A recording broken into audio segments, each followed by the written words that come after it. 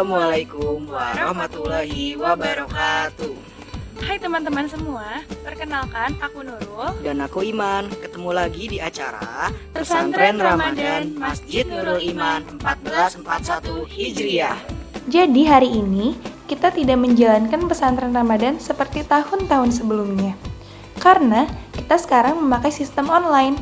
Dan kalian harus di rumah aja ya, jangan kemana-mana. Sekarang Kak Nurul mau bagi materinya nih, didengar dan disimak baik-baik ya, biar ilmunya kalian dapat. Sebelum mulai, alangkah baiknya kita membaca doa belajar terlebih dahulu. Doa sebelum belajar. Mari baca bersama-sama ya. Bismillahirrohmanirrohim. Rabbi zidni ilman warzuqni fahman waj'alni minas solihin. Yang artinya, ya Allah, tambahkanlah aku ilmu dan berilah aku kemampuan untuk memahaminya, dan jadikanlah aku termasuk golongan orang-orang yang soleh. Amin. Enjoy this video. Assalamualaikum warahmatullahi wabarakatuh. Apa kabar semuanya? Alhamdulillah, luar biasa, Allahu Akbar. Ya, baiklah anak-anak, pada bulan puasa tahun ini kita masih bertemu kembali dalam acara pesantren Ramadan, ya. Yang mana dalam pesantren Ramadan tahun ini kita itu terkendala gitu ya, bahwa pada bulan Ramadan ini Allah menurunkan sebuah wabah penyakit corona yang insya Allah kita sebagai umat muslim kita harus bertawakal dan harus bersabar. Nah, untuk itu anak-anak, bahwa menuntut ilmu itu adalah wajib, maka tidak akan terhalang dengan adanya corona, gitu ya. Karena di zaman sekarang ini untuk menuntut ilmu itu sangat mudah, karena banyaknya alat-alat media sosial, gitu ya. Nah, anak-anak, kali ini kita akan menyampaikan tentang rukun iman. Anak-anak masih ingat rukun iman ada berapa? Insya Allah anak-anak masih hafal ya, bahwa rukun iman itu ada 6. Yang pertama, iman kepada Allah. Yang kedua, iman kepada malaikat Allah. Dan yang ketiga, iman kepada kitab Allah. Yang keempat, iman kepada Rasul Allah. Dan yang kelima, iman kepada hari akhir. Dan yang keenam, iman kepada qada dan qadar.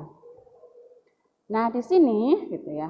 Ketika kita sudah beriman kepada Allah Subhanahu wa taala, berarti di sini kita semua harus selalu taat kepada Allah Subhanahu wa taala, apa yang Allah perintahkan dan apa yang Allah larang. Ya, nah contohnya di sini, gitu ya. Ketika Allah itu maha segala-galanya, maha melihat, maha mendengar, maha ada, maha terdahulu, gitu ya, tidak awal dan tiada akhir, maha mengetahui semua apa yang anak-anak kerjakan, itu berarti kita semua itu dalam pengawasan Allah Subhanahu wa taala. Nah, contohnya Allah itu maha melihat. Ketika Allah itu maha melihat, yang dinamakan maha itu kan paling di atas segala-galanya, tidak ada yang menyamainya, gitu ya. Jadi ketika anak-anak melakukan segala sesuatu, ketika anak-anak itu melakukan aktivitas setiap hari, dari mulai bangun tidur sampai tidur kembali, itu akan selalu ada pengawasan dari Allah Subhanahu wa taala, gitu ya. Ketika Allah maha melihat, Berarti ketika anak-anak melanggar peraturan-peraturan Allah, contohnya ya, ketika anak-anak tidak melakukan puasa di bulan suci Ramadan, walaupun orang tuanya tidak mengetahui, tapi Allah pasti akan mengetahui. Nah, di situ itu ada malaikat yang mengawasi kita, ya. Ada 2 malaikat yang mengawasi kita yang akan mencatat tingkah laku kita, entah itu kita melakukan kebaikan, entah itu kita melakukan keburukan, di situ tidak akan terlewatkan gitu ya. Pasti akan dicatat oleh malaikat Raqib dan Atid gitu ya. Jadi di sini kita ya anak-anak itu harus berhati-hati gitu ya. Karena setiap saat, setiap detik itu kita selalu dalam pengawasan Allah Subhanahu wa taala gitu ya. Begitu juga Allah itu Maha melihat, Maha mendengar gitu ya. Ketika anak-anak membicarakan tentang hal-hal yang buruk gitu ya, pasti di situ Allah akan mendengarnya gitu ya. Apalagi ketika anak-anak mengucapkan dengan mulut mereka sendiri, ketika anak-anak mempunyai niat gitu ya, niat di dalam hati aja gitu ya, itu Allah sudah mengetahuinya. Tapi bedanya di sini, ketika anak-anak mempunyai niat buruk, belum sampai anak-anak menjalankannya, itu Allah tidak mencatatnya gitu ya. Tapi ketika anak-anak sudah niat ingin memukul temannya gitu ya, ingin jahil sama temannya, itu kalau sudah dilakukan otomatis di situ anak-anak akan mendapatkan dosa.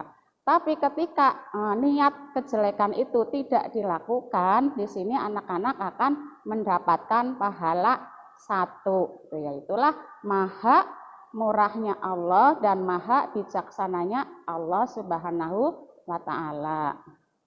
Nah, di sini Allah juga maha ada, maha terdahulu gitu ya.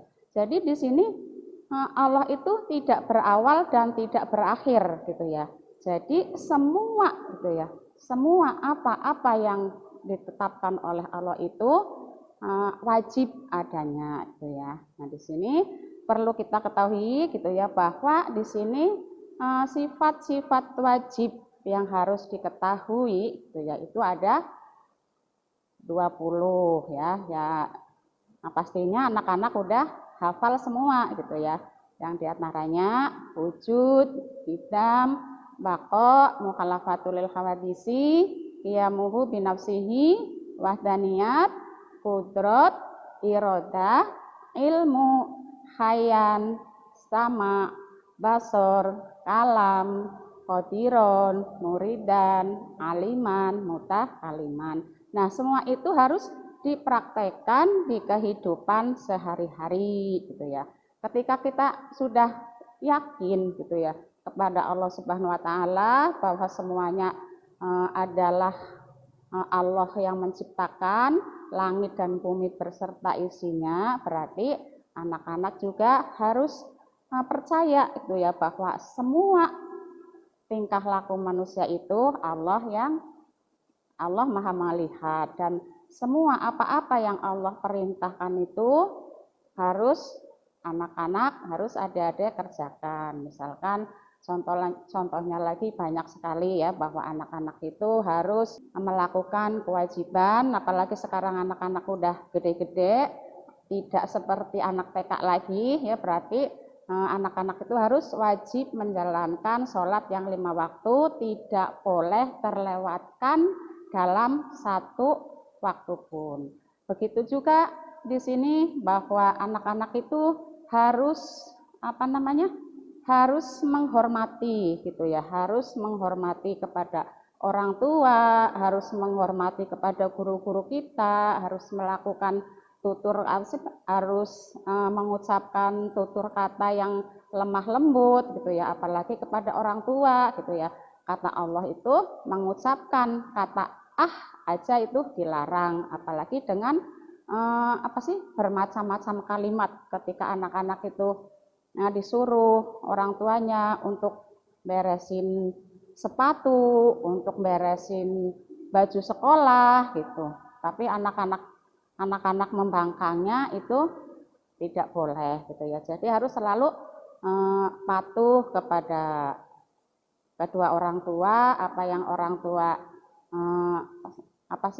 orang tua sampaikan itu harus benar-benar diperhatikan. Begitu juga harus saling sayang menyayangi ya kepada adik-adik kita, kepada kakak kita, harus harus berbicaranya itu harus yang kepada adik kita harus sayang, kepada kakak kita juga harus menghormati. Nah, adik-adik gitu ya. Ketika di bulan puasa ini kita itu berlomba-lomba untuk melakukan suatu kebaikan gitu ya. Jadi adik-adik itu harus bisa meluangkan waktu semaksimal mungkin ya. Jangan sampai waktu itu terbuang sia-sia. Jadi adik-adik itu harus rajin belajar di rumah gitu ya. Entah itu belajar, karena tugas anak-anak sekolah itu adalah belajar gitu ya.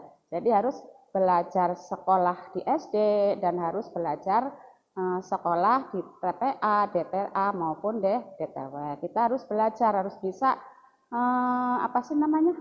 setiap hari itu harus bisa membaca Al-Quran. Yang masih Iqra juga harus bisa membaca Iqra supaya bacaannya lancar, supaya bacaannya benar, tajwidnya. Apalagi anak-anak di sini kan udah otomatis sudah pada Al-Quran semua gitu ya. Jadi anak-anak itu harus belajar tajwidnya yang benar. Kalau tidak tahu otomatis harus bertanya kepada orang tuanya. Ketika orang tuanya belum tahu ya harus nanya kepada ibu gurunya masing-masing. Nah, insya Allah anak-anak paham ya di sini apa makna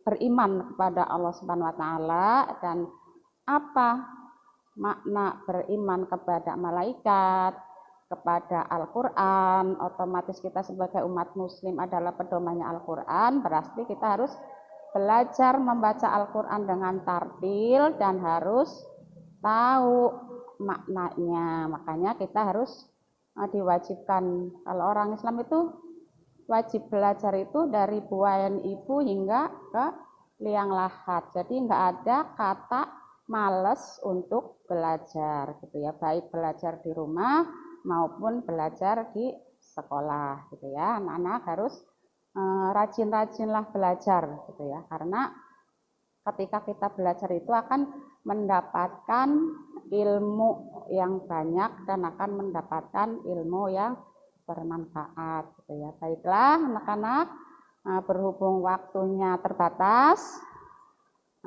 sampai di sini dulu. Insya Allah nanti lain waktu kita sambung lagi.